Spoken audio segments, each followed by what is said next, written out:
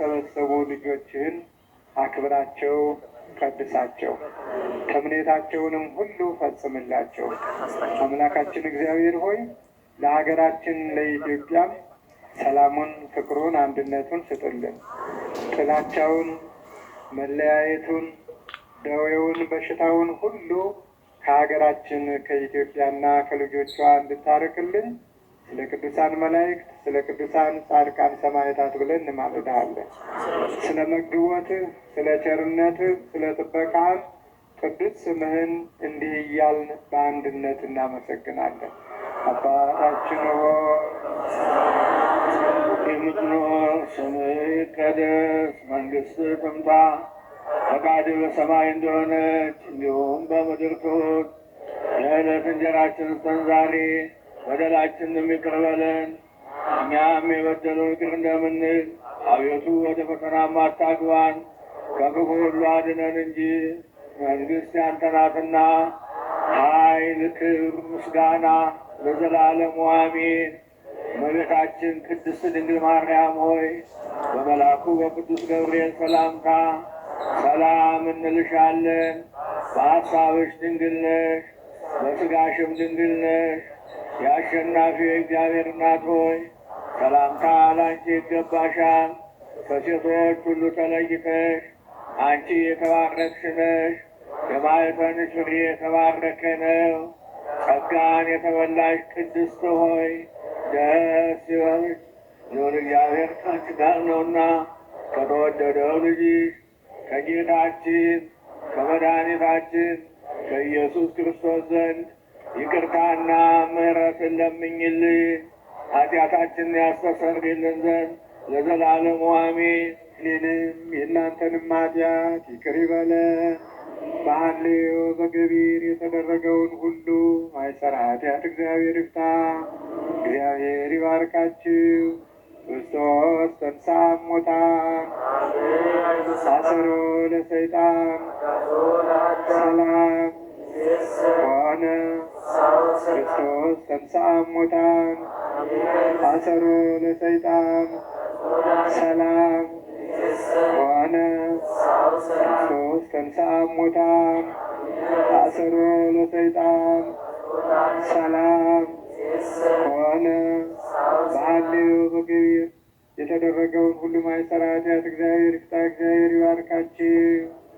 ጠቅላይ ቤተ ክህነት ዋና ስራ አስኪያጅ ሆነው 3 ዓመት ሙሉ ይህችን ቤተ ክርስቲያን ለማሻገር በተሰጣቸው አባታዊ ጥበብ ብዙ ፈተናዎችን ያስተናገዱ ቢሆንም ከእግዚአብሔር በተሰጣቸው ጥበብ አባትነታቸውን ተጠቅመው ቤተ ክርስቲያናችን ፈተናውን፣ ችግሩን እንድትሻገር ያደርጉልን የቁርጥ ቀን የቁርጥ አባት ስለሆኑና ዛሬ ደግሞ የስራ ጊዜያቸውን በድል አጠናቀው በመካከላችን ስለተገኙ ወደ ሀገረ ስብከታቸው ስለተመለሱልን እግዚአብሔርን እልል ብለን ሁላችን እናመስግነው።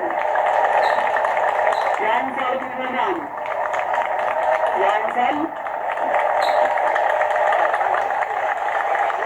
ጽኑ አባታችን አሁን በዓይን የሚያዩት ሕዝብ ብቻ ሳይሆን በስራ ምክንያትም በሌላም ምክንያት ከዚህ ያልተገኘው ሕዝብ በሙሉ ሊቃውንቱ፣ የአድባራትና የገዳማት ሰራተኛ በሙሉ እንደ ዓይን ብሌን ሁልጊዜም ስለ ብፁዕነትዎት የሚንገበገብልዎት ለትውልድ ሊያስረከቡልን በመሆኑ ደስታችን ለመግለጽ በዚህ መልክ ተሰባስበናልና በትህትና በልጅነት እንኳን ወደ ሀገረ ስብከቱ መጡ ብለን ሁላችንም እግዚአብሔር እናመሰግናለን።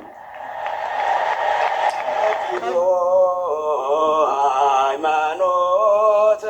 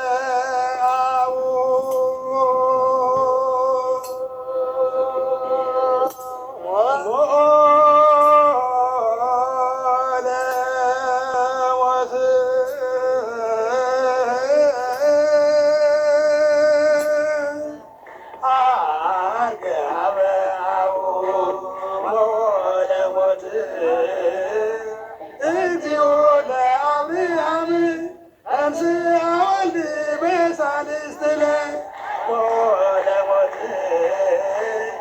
እግዚኦ ለአብርሃም ተንሥአ ወልድ በሳልስት ፈጽሞ ሥርዓተ አርዲኦ ሃይማኖተ አብርሃሙ ፈጽሞ ሥርዓተ አርዲኦ ሃይማኖተ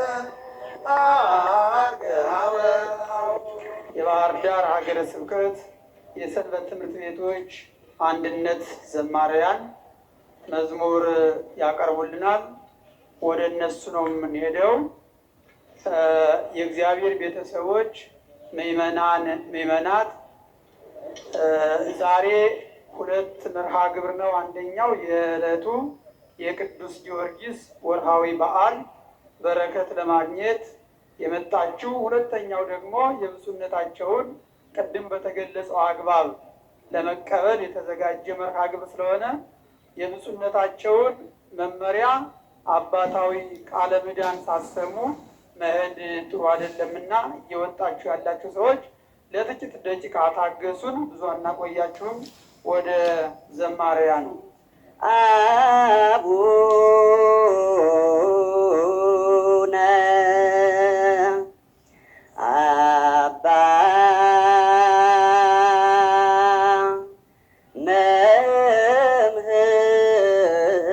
መምህርነ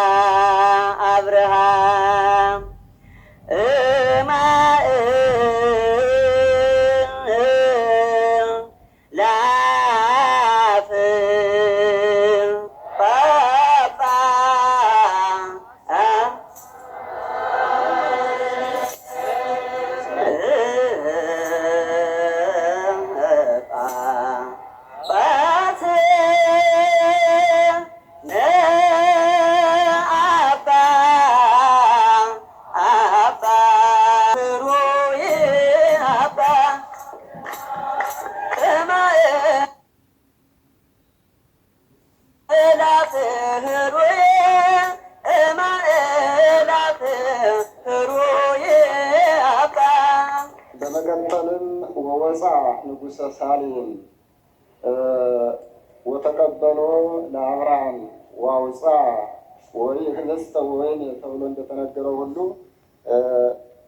አጠቃላይ አድባራትና ገዳማትን ወክዬ ስናገር እንዲሁ አብርሃምን መልከጼዴቅ ህብስትና ወይን ይዞ ተቀበለው እንደተባለ ሁሉ ፍጹም ፍቅርና እንዲሁ ፍጹም አክብሮትን በመያዝ ሊቃውንተ ቤተ ክርስቲያን እንዲሁ አስተዳዳሪዎች ከሀገረ ስብከቱ ጀምሮ መላ ሕዝበ ክርስቲያኑ ጽነቱን እየተቀበሉና በተወከልንባቸው እንዲሁ በአድባራትና በገዳማት በሀገረ ስብከቱ ስም እንኳን ደህና መጡልን ይወዳለሁ። እንኳን ደህና መጡልን። በተጨማሪም ወሶበ ሰሙ ከመ ይመጽእ እግዚእ ኢየሱስ ነሱ ጸበተ ትምህርት ወበቀልጥ ወተቀበሉ ወፂኦሙ ተብሎ በቅዱስ ዮሐንስ ወንጌል በምዕራፍ 12 እንደተነገረው ሁሉ ብፁዕነትዎን ከአየር ማረፊያ ጀምሮ እንዲሁ ሊቃውንቱም ምእመናኑም ወጣቱ በሙሉ ዘንባባ ይዘው እንደ ክርስቶስ እንደ ሆሳዕና ዕለት እንኳን ደህና መጡ እያሉ እየተቀበሉት ነው እና በድጋሚ እንኳን ደህና መጡ እወዳለሁ።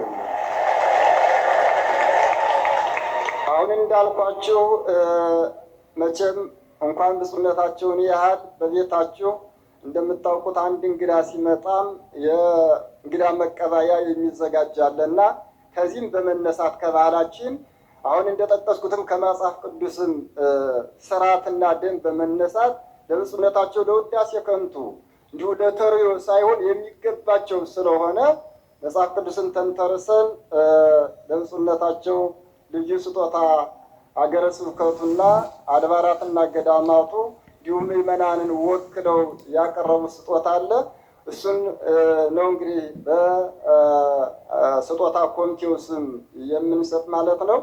አምላካችን እግዚአብሔር ስለዚህ ስላደረሰን በድጋሚ የተመሰገነ ይሁን እያልኩኝ ወደ ስጦታው ነው የምንሄደው። ስጦታውን የምናከብራቸው መምህራችን መላከ ሰላም ኤፍሬም ሙሉዓለም የባህር ዳር ሀገረ ስብከት ዋና ስራ አስኪያጅ ለብፁዕነታቸው ስጦታውን ይሰጡልናል። ስጦታውን አልናገርም፣ ስጦታው ራሱ ስለሚናገር ማለት ነው።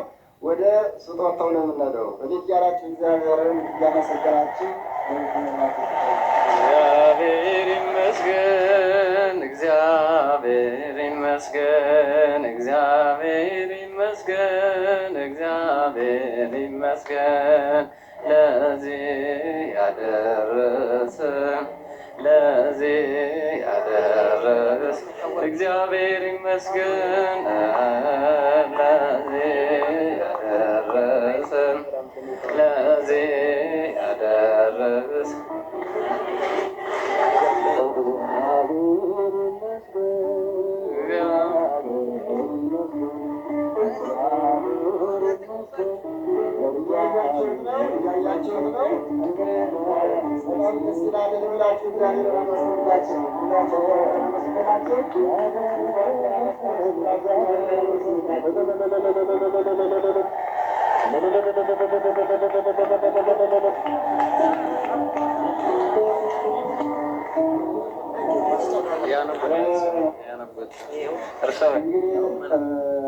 እንዳልኳችሁ ስጦታው ይናገራል ብያለሁኝ።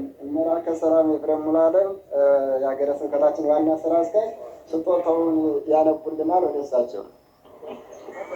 ብፁዕ አባታችን አቡነ አብርሃም የባህር ዳር እና የሰሜን ጎጃም ሀገረ ስብከት ሊቀ ጳጳስ የቅዱስ ሲኖዶስ አባል እንኳን ደህና ገቡ በማለት ሀገረ ስብከቱና አድባራቱ የሚደክሙባትን በሐልዮም በተለያየም ያልተለዩዋትን ጽርሐ ጽዮን ቅድስት ማርያም ህንፃ ቤተ ክርስቲያን ከኤርፖርት ወርደው እጅ የሚነሷትን ታላቋን ገዳም የህንፃ ቤተ ክርስቲያኑ ድጋፍ ሊሆን የሚችል 4 ሚሊዮን ብር የያዘ ቼክ ነው።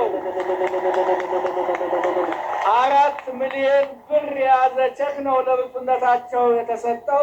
እንኳን ደስ አለን። እድሜ ይስጥልን አባታችን። ከዚህም በላይ ማድረግ እንችላለን። ይኑሩልን።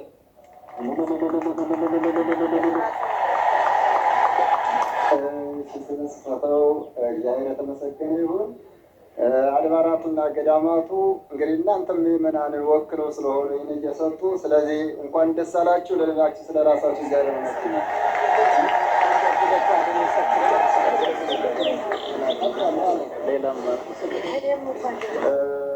የሰንበት ትምህርት ቤቶችም እንዲሁ አንድነት ስጦታ አቅርበዋል። እንዲሁ ስጦታውን እንዲሰጥ እናደርጋለን። ስጦታውን የሚሰጡልን አሁንም መላከ ሰላም ኤፍሬም ሙሉዓለም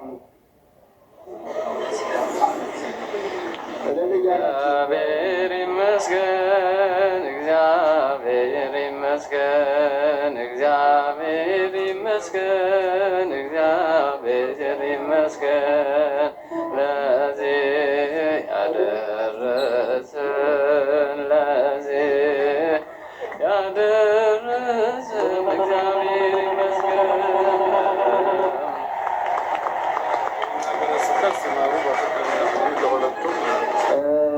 ጉባኤያት መምህርና የቅኔ ምስክር መምህር በመካከላችን አሉ። ከዚያም በመቀጠል ከጥንታውያን ሊቃውንት አንዱ መጋቤ ምስጢር ስማቸው አሉ። ብዙ ሊቃውንት አሉ ያው ከጊዜ አንጻር። ስለዚህ እነዚህ ሶስቱ በተራ ያቀርቡልናል። መጀመሪያ የምጋብዝ መምህር ማይበል ፈጠነ እንጋብዛለሁ። መምህር ማይበል ሰዓቱን መነሻ አድርገው ቅኔ እንዲያቀርቡልን ጋብዛለሁ።